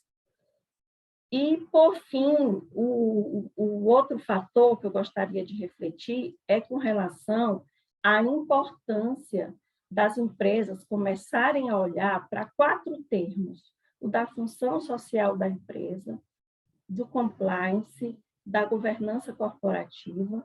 Esses 3, lógico, voltados para a obrigatoriedade de todo esse contexto legal, e também para um 4º termo, que é o da responsabilidade social corporativa, que é o que a gente está fazendo aqui hoje, mas voltado para o lado da empresa, que são ações voluntárias que foquem a melhoria de qualidade contínua da vida da comunidade. E eu tenho uma visão de que, mesmo que de forma reflexa, as ações de educação digital, ou mesmo as ações educativas nas empresas em relação a esse ambiente que a LGPD ainda vai proporcionar, mesmo que seja a médio e longo prazo, elas vão refletir amplamente na comunidade, né? A grande reflexão é essa, como uma forma, como benefício reflexo. Elas vão chegar à comunidade de forma reflexa. É essa a minha contribuição. Fico à disposição, né? E agradeço novamente a atenção. Obrigado, parabéns também, Luciane. Esse ponto da lei, né, muito importante também, né, porque não é só uma questão de multas, né, de apenamento, é uma questão de adequação, de fazer a coisa certa, né, até você mencionou, né, de ter uma boa imagem também, de estar cumprindo, né, porque assim, o compliance às vezes tem um pensamento reducionista do compliance como cumprimento de normas, né, mas o compliance é muito além disso, né, o compliance eu acho que seria uma nova forma, uma nova palavra, falar de ética, né? Então, às vezes criam os nomes bonitos, mas acaba tudo desaguando na ética. Então, parabéns também, muito bem. Eu vou passar a palavra para a Regiane, né? Nós acabamos acelerando, né? Com temor de atrasar muito, aceleramos, mas é bom também que todos conseguiram, ou todas conseguiram cumprir suas missões e não nos cansamos muito também, né? Que acaba todos estamos aqui após uma jornada de trabalho. Bem, rapidinho, a Regiane ela vai falar sobre a exposição de crianças e adolescentes na internet e os riscos. A Regiane é advogada, pós-graduada em Direito Processual Civil, é secretária-geral da ABA. Se você quiser complementar alguma coisa, fique à vontade. Passo a palavra para ti, Regiane.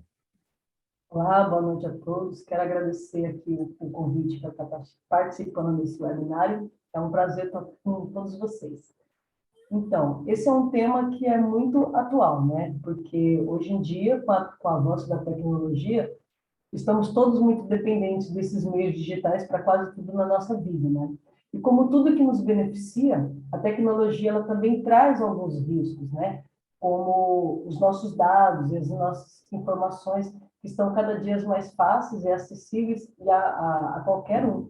E é justamente essa exposição exagerada de informações sobre crianças que representa essa ameaça à intimidade, à vida privada e o direito à imagem.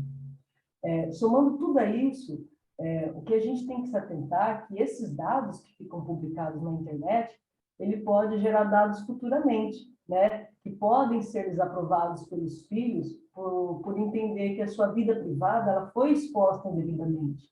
E esse comportamento excessivo dos pais, que geralmente postam tudo o que os filhos fazem na rede, e que agora também estão fazendo perfis no Instagram, ele tem um nome que chama compartilhando, né? Que é essa prática constante desses pais que ficam expondo esses dados, essas informações que são sensíveis, né? Muitas vezes, alguns pais, na empolgação, eles acabam publicando fotos de conteúdo íntimo da criança, com o uniforme da escola, com outras crianças, que para quem está ali naquele meio, quem faz ali uma maldade e tal, alguma coisa a mais, ele pode pegar ali aquelas informações e publicar em conteúdos relacionados à pedofilia, à pornografia infantil, né?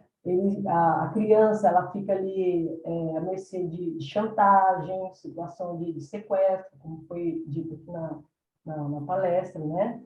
Assim, fatos que acontecem justamente porque não há essa proteção dos pais com essa superexposição nas redes sociais, né? Tem que ter esse cuidado. A Sociedade Brasileira de Pediatria, ela alerta para esses riscos de impacto ao longo prazo, como a perda da privacidade, problemas de saúde mental, como ansiedade e depressão, transtornos alimentares, como a anorexia, bulimia, possibilidade de roubo ou fraude da identidade, bullying, cyberbullying, e esses especialistas eles alertam para o que não compartilhar, né? Dados de localização, nome completo da criança, a imagem dos filhos não totalmente vestidos, data de nascimento, informações sobre escola, né? Porque justamente por ter alguns pais que têm esse comportamento muito pessoal de ficar mostrando a rotina dos filhos, isso pode trazer um transtorno e um problema, não só do fato psicológico, mas também da questão da segurança, né? Então, assim, é muito complexo encontrar esse equilíbrio ideal do que seria um comportamento exagerado, né, e o direito à privacidade dos filhos. Que é o que a gente não pode esquecer, que pelo fato de ser uma criança e ser um adolescente, ele tem esse direito à imagem, ele tem esse direito a essa privacidade. Muitas vezes ele pode não saber expressar, muitas vezes ele também não tem conhecimento, mas a criança ela tem esse direito, né? Então, assim, alguns pais, eles justificam que essas publicações, ao meio de ter um registro fotográfico, dele compartilhar informações com outros amigos, mas será que é necessário deixar ali aberto ao público, a tantas pessoas, justamente que a gente sabe que a internet é um mundo tão vasto, né? A gente não tem todo esse controle de quem está olhando, quem está vendo, quem está comentando, né? A psicóloga e mestre em neurociência, a doutora Bárbara Romanelli, numa pesquisa que eu estava fazendo aqui, ela falou que esse comportamento ele é muito prejudicial para a criança e para o adolescente, porque eles estão em fase de desenvolvimento, de autoconhecimento, né? E é justamente nessa fase, quando a criança ela fica assim, muito exposta, ela começa a se comparar com outras crianças, com outros adolescentes, ela começa a se preocupar muito com a própria aparência, né? Porque ela quer se sentir ali incluída no grupo. E os pais, eles precisam entender que o que na visão deles é legal, muitas vezes para a criança e para o adolescente, não é, né? E essa exposição exacerbada, ela pode provocar dois efeitos. O primeiro seria a naturalização dessa situação. A criança, ela acha que ela convivendo com essa exposição, tudo ela pode publicar, tudo ela tem que mostrar e que isso é natural. E um outro efeito seria justamente o contrário. Essa superexposição torna aquela criança mais reclusa, menos sociável, ela acaba se tornando um adulto que não quer mais esse contato, né? Eu acredito que essa forma de criação, essa superexposição, ela pode atrapalhar um pouco na relação mãe-filho, porque se a criança desenvolver a segunda opção da reclusão, ela vai se sentir um pouco que ela foi exposta demais, né? Que não foi respeitado o seu direito. E isso pode gerar um conflito dentro da família, com o afastamento dessa criança no convívio ali familiar, né? E agora, no campo jurídico, o que a gente tem? Muito pouco se discute sobre esse comportamento do compartilhamento. A gente não tem uma lei que define o que pode compartilhar e o que não pode, né? Mas nós temos a lei, a Constituição Federal, que ela garante o direito à imagem, à privacidade, à honra, né? Nós temos também a Lei Geral de Proteção de Dados Pessoais, que ela vem justamente para proteger para essas informações que são compartilhadas na internet, justamente para punir aqueles que cometem os crimes nos meios digitais. Nós temos a lei especial, que é o ECA, que ele vem para proteger essa criança, que ele vem trazendo essa base do princípio do melhor interesse da criança, né? Então, assim, nesse universo, não estamos assim totalmente isolados de leis. Nós temos leis e tem também o poder familiar, que ele consiste nessa corresponsabilidade dos pais, que está relacionada à criação, à educação, do cuidado dos filhos, justamente para atender esse princípio do melhor interesse. Então, tem que ter uma autoconsciência desses pais quais os riscos que ele está causando ao seu filho com essa superexposição, né? E quais seriam as opções de ajuda desses pais? Acredito que campanhas de conscientização, um webinário como esse que a gente está fazendo, divulgando essas informações para muitas pessoas, que por mais que a gente pense que a informação está ao alcance de todos, tem muitos pais que não sabem como se comportar, o que publicar ou não, né? Então, eu acredito que uma campanha de conscientização, educação digital, ela seria fundamental para isso. Debate desse assunto nas escolas, na mídia, né? Para que haja conscientização da população para os riscos. A criação de mais delegacias digitais, porque se há crimes digitais é necessário que haja uma fiscalização. E também penso que os pais, antes de publicar, eles deveriam se auto-perguntar assim, será que vale a pena eu postar esse conteúdo na internet? Será que o meu filho ele vai achar engraçado quando ele estiver mais velho? Né? Com quem que eu quero compartilhar essas imagens? Será que eu estou exagerando na exposição, nos detalhes da intimidade do meu filho? Será que essas imagens e vídeos podem causar um constrangimento futuro para ele na escola? Então, assim, são questionamentos que os pais eles devem se autofazer para que não haja maiores danos aos seus filhos, né? E qual que é a mensagem que eu quero passar com isso? Que apesar das facilidades que o mundo digital nos traz, é muito importante termos esse cuidado quando estamos expondo a vida de crianças e adolescentes nas redes sociais, seja para prevenir a possíveis ataques de terceiros, ou seja para respeitar o direito e a imagem da privacidade dos nossos filhos, né? Steve Jobs já dizia que a tecnologia ela move o mundo, mas eu finalizo dizendo para que lado esse mundo está se movendo quando a tecnologia ela é usada de forma inadequada. Muito obrigada a todos. Parabéns também, Regiane, muito bem colocado, vários pontos aí interessantes. Eu só vou comentar rapidinho e abro a palavra para quem quiser complementar, fazer alguma pergunta, alguma colaboração. Eu tinha estudado no material e fui ver agora, né? Já aconteceu, né? E deve acontecer ainda, um sequestro virtual, né? De bebês vira moda e assusta famílias. Essa era a notícia. O que acontece? Algumas pessoas vão lá, acham um bebê bonito de outra pessoa e começam a colocar no seu perfil como se fosse seu filho, né? Que você adotou, ou qualquer coisa do tipo, né? E o pai e a mãe, é claro que é muito difícil acontecer, né? Mas podem saber disso, né? Por algum motivo e vão ficar incomodados, porque aquilo é mentira, né? Então tem esse tipo de coisa acontecendo, tem muitas coisas acontecendo. Eu não vou estender, mas esse excesso de exposição, direito de imagem, é personalíssimo. Há, inclusive, aqui no Brasil, fora, a criança e o adolescente, quando completam a maioridade, processam os pais, né?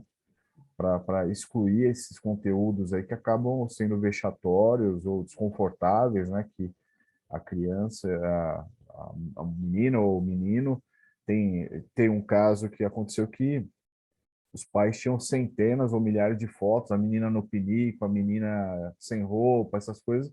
Então, isso indo para uma sala de aula, né? Os amigos ali são cruéis às vezes, né?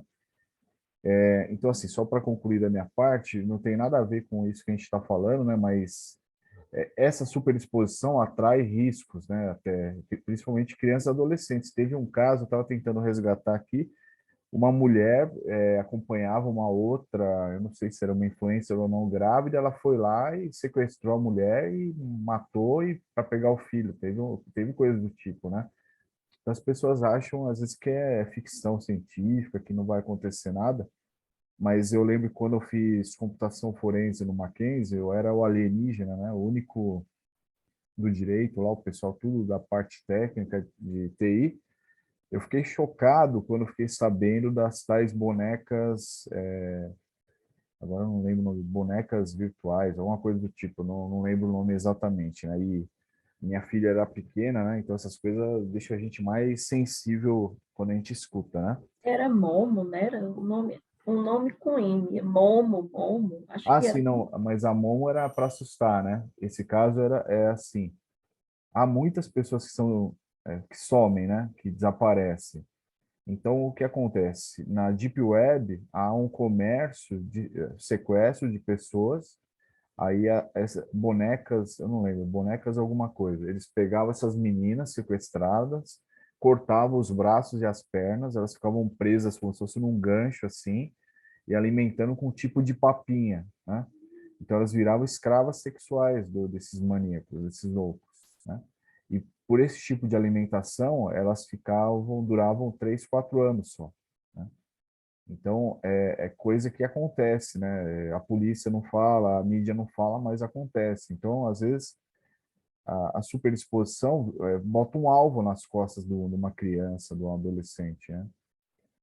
se um cybercriminoso desse está procurando, porque há comércio sobre isso. Infelizmente, há comércio de tudo, né? Na Deep Web tem essas coisas mais atrozes da humanidade, né? Tem coisas boas também, não vou demonizar a tecnologia, mas tem coisas terríveis. Então, para concluir de vez, eu ouvi isso na aula, falei, será que é verdade? Daí cheguei em casa, fui mexer no notebook, eu sei que travou o notebook, eu fechei assim correndo e fui dormir, fiquei até com medo. Falei, será que eu estou sendo espionado, né? Porque esse tipo de pesquisa também, às vezes, há uns gatilhos ali, a polícia fica acompanhando. Quem está querendo ver isso, por quê, né? Esse tipo de coisa é meio abafado, né? É um ramo perigoso. Então é isso, pessoal. Eu agradeço muito, né? Foi ótimo. Eu acho que fica na minha impressão o gosto de quero mais e quem quiser fazer uso da palavra para qualquer consideração, eu repasso aí para te encerrar na sequência. Eu só queria fazer uma parte, aproveitando a sua fala e a da Regiane, que mesmo coisas que aconteceram lá 30 anos atrás, o caso do bebê Nirvana, né? É um caso que está gerando aí grandes polêmicas, até que ponto ele tem o direito de exigir algumas coisas. Eu não estou aqui julgando as intenções do autor, né? Mas ele é o dono da imagem. E foi feito, segundo ele, um uso inadequado dessa imagem. Né? Então, é exatamente o que a Regiane estava falando, até que ponto isso depois não gera consequências quando você se torna adulto, né? Porque agora ele se sente incomodado. Ou não, a gente não pode tomar mais, diante das colocações que ele fez para a justiça americana, ele está se sentindo incomodado porque é um nudes, né, dele e ele não quer mais aquilo. Mas como se tirar essa imagem da internet hoje também, né, de uma imagem que é clássica, né, que se tornou imortalizada por uma banda. Então tem vários lados de uma mesma discussão, né? E todo mundo talvez com as suas razões. Então, no que gira tudo isso?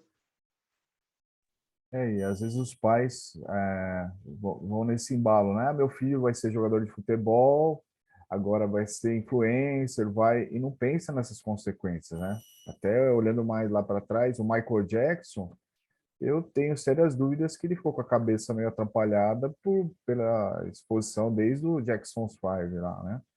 O próprio Macaulay Culkin dizem, né, que esse sucesso muito prematuro ali, às vezes a pessoa não consegue lidar com isso, né? E acaba muitos artistas aí, eu já vi em entrevistas que preferiam ter tido uma vida anônima, né? Porque o sucesso não é algo que vem. A gente estava falando das dualidades, né? Ambivalências, né? Então, às vezes, tudo tem um preço, né? E às vezes a gente só olha para o lado bom, né? O que seria a remuneração, a fama, mas tem os lados sombrios aí dessas coisas também. Legal, Thaís? Mais alguém? Alguma consideração? Bem, não tiver nada mais, vamos marcar outros, né? Os temas são muito importantes e é uma pena, eu acho que deveria até ter mais pessoas para aprender, né? Esses assuntos, né? E nós estamos aprendendo, nós somos da área, vamos trocando e eu acho que todos saímos melhores aqui, mas tem muita gente, muitos pais, muitas pessoas que deveriam entender que isso é fundamental para todos, né? Eu saúdo a professora Irati, né? Não sei se ela está ouvindo, ela é mediadora da Norte 2. Então, obrigado pela presença. Então, boa noite a todos, bom descanso e até uma próxima aí. Bom descanso. Tchau, gente. Boa noite, Tchau. gente. Grave aí, Luciano, eu tenho que gravar aqui também. Tá. Obrigado. Tchau, tchau. Tchau, tchau, gente. Boa noite.